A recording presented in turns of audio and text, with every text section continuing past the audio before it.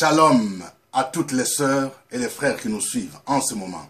Parole du jour est tirée de Actes chapitre 2, versets 42 à 43.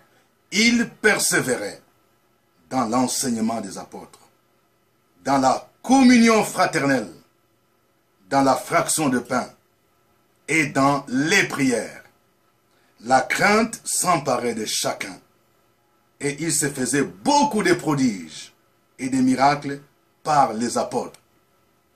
Je voudrais partager avec vous les 5 piliers importants pour la croissance de l'Église. Il est évident que lorsque l'on parle de la croissance de l'Église, il y a toujours 2 dimensions.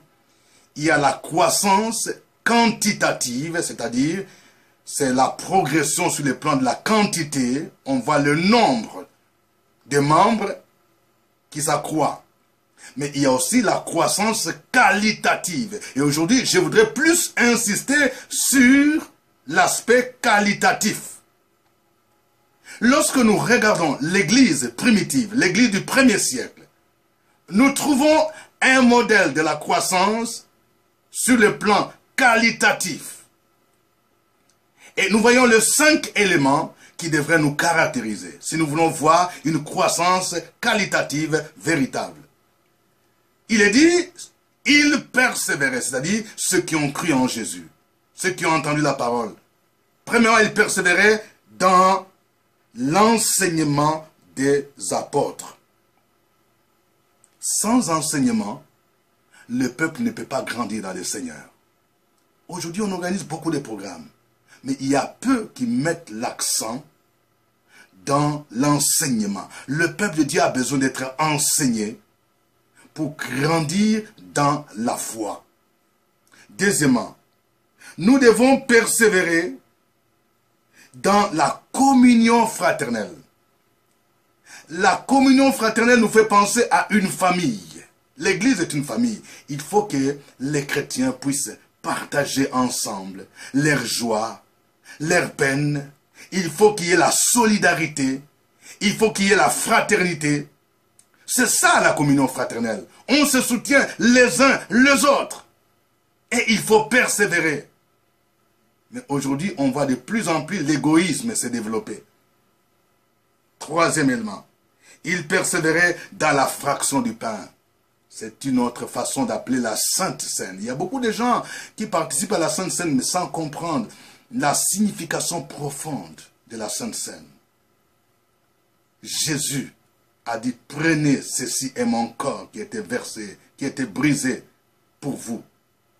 Lorsque nous participons à la Sainte Seine, nous nous rappelons que Christ est mort sur la croix. Son corps fut brisé pour nos péchés et qu'il a versé son sang pour la rédemption, la rémission de nos péchés. Et le pain symbolise le corps de Christ. Et le vin que nous prenons symbolise le sang de Christ. Christ est présent spirituellement. Nous ne devons pas mystifier la Sainte Seine. Mais lorsque nous nous approchons de la table du Seigneur, nous devons le faire avec discernement. Quatrième élément, il persévérait dans les prières. La prière est un élément important. Aujourd'hui, de plus en plus, il y a des gens qui abandonnent la prière. La prière a sa place. Quand on dit « il persévérait dans les prières », il y a des prières de louange, il y a des prières d'action de grâce, il y a des prières de confession, de repentance, des prières de combat. Aujourd'hui, nous avons besoin d'avoir des églises qui organisent des programmes de prière, des veillées de prière, des chaînes de prière. C'est ça qui caractérisait l'église primitive. Sans une véritable vie de prière, on ne peut pas voir une église forte. Le diable peut s'amuser avec l'église parce que lorsqu'il n'y a pas la prière, l'ennemi ne peut pas fuir.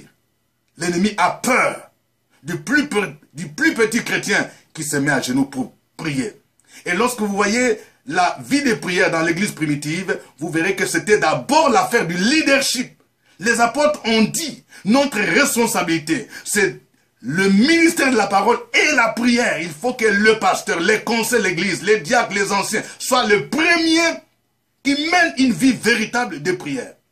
Le 5e pilier, c'est la crainte de Dieu. On dit, la crainte s'emparait de chacun d'eux. Ça, c'est l'élément le plus important à mon avis. On peut passer beaucoup de temps dans des prières, des veillées de prières, des programmes d'enseignement, participer à la Sainte Seine. Mais sans la crainte de Dieu, on ne peut pas voir une église épanouie.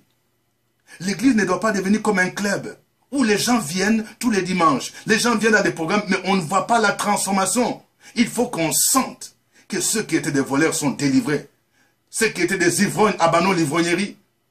Que ceux qui trompaient leurs femmes deviennent des hommes et des femmes fidèles. Il faut que l'on sente une véritable transformation. Le vrai miracle, c'est celui qui se produit quand quelqu'un est transformé. La Bible dit, si quelqu'un est en Christ, il est une nouvelle créature. Les choses anciennes sont passées. Voici, toutes choses sont devenues nouvelles. Que Dieu bénisse chacun de vous et qu'il fasse en sorte que nos églises soient des églises qui connaissent la croissance qualitative vraie. Au nom de Jésus. Amen.